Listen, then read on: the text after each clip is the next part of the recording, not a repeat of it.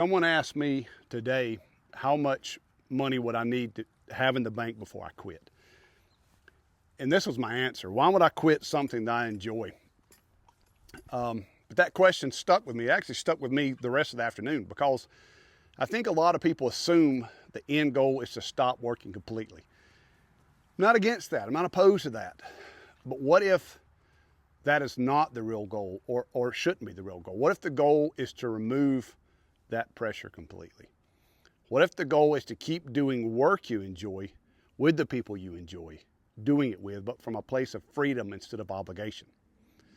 What if it's just a whole entire different way of looking at life? I'm not building towards misery now so I can relax later.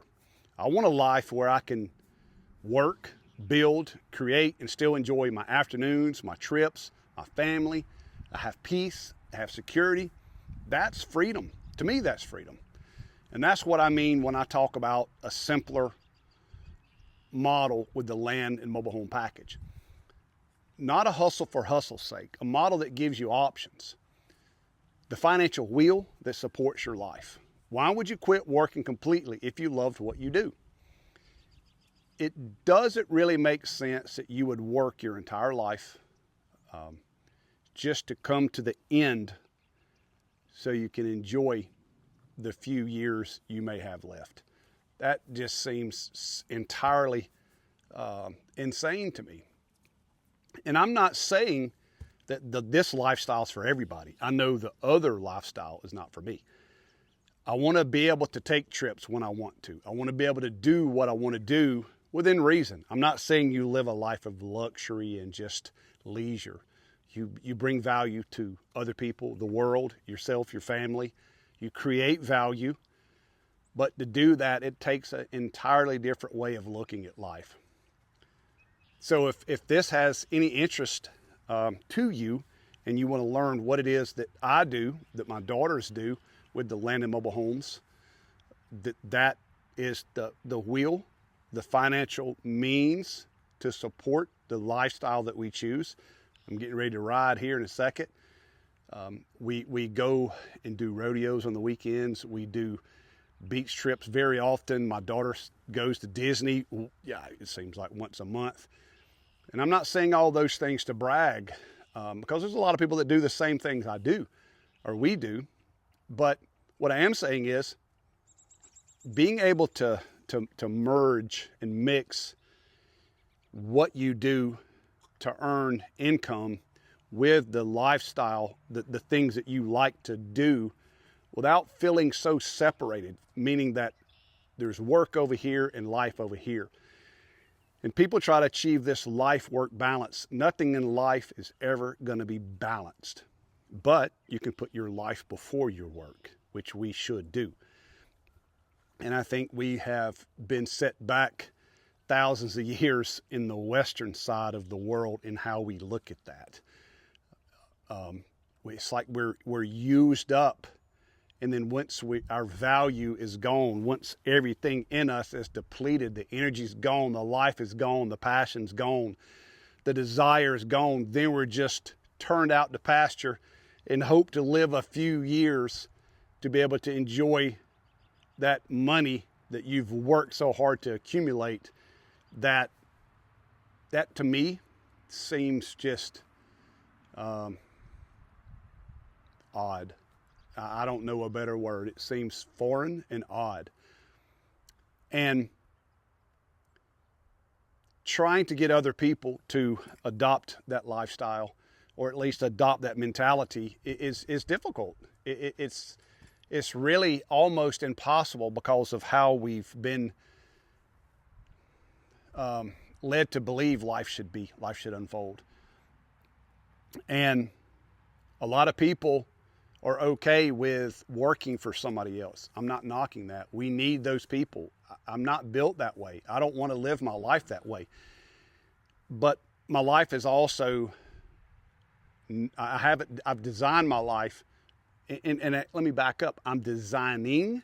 I'm still in the process. I think it'll always be a process, because 5 years from now I may think completely differently, but I very highly doubt that I think differently about the core of things, which is putting my life ahead of my work.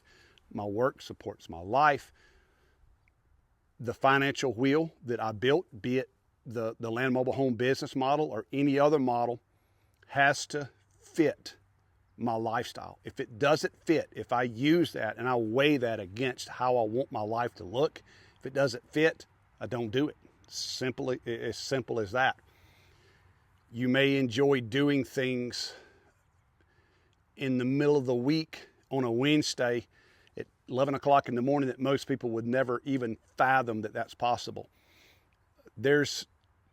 And again, none of the things I say is I hope it's not taken as bragging. I hope it's not taken as look at me and don't look at you. I'm not doing that. That's not the type of person I am.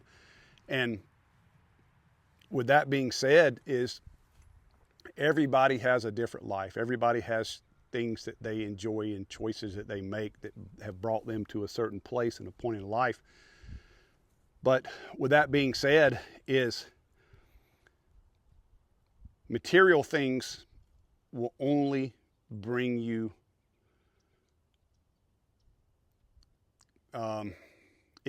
everything you own material wise requires a cost. It's going to ask something of you. The more things you have, the more things you require to take care of, to upkeep, to care for, to have insurance on, to maintain, to clean, to keep up. Those things are life draining. Now, if you have the freedom, let's say for us, I'll introduce you to Josie right here. You see her.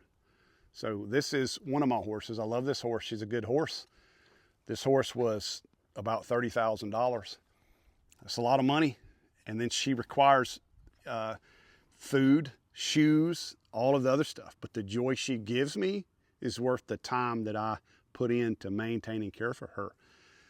But she's still just a horse, but she's my horse. It's something I love to do. It's something I love to do often as I can. My daughter loves horses. My youngest daughter does. None of the rest of the kids love horses. But all that being said, I think at some point in your life, everybody needs to ask themselves this question. And it's simply this. If I could design my life, if I could build my life with no limitations, money wasn't an object and money wasn't even in the equation, what would I want my life to look like? How would I spend my days? Would it be missions? Would it be church? Would it be volunteering? Would it be spending time with your kids, your grandkids, your family, whatever? I mean, I think all those things are possible. I think that if you build a vehicle, if you learn a skill, you learn something that you can do that you enjoy so much, or at least you can tolerate way better than sitting at a desk for 8 hours a day. I'm not knocking that, so don't hate on me for that. That's just not my thing. But if you could do that, and you could design that, and you could do that the rest of your life without so much of worrying about where the money's coming from, you're in control of your future. You're in control of your financial future. You're in control of your days, your weeks, your years, your months, to a degree, because when it's time to go, it's time to go. We have no control of when we exit this planet, this universe, this world. But waiting for that future moment is the most dangerous way to live your life. There's never a better time than now. What we fail to enjoy today may never be presented to us tomorrow.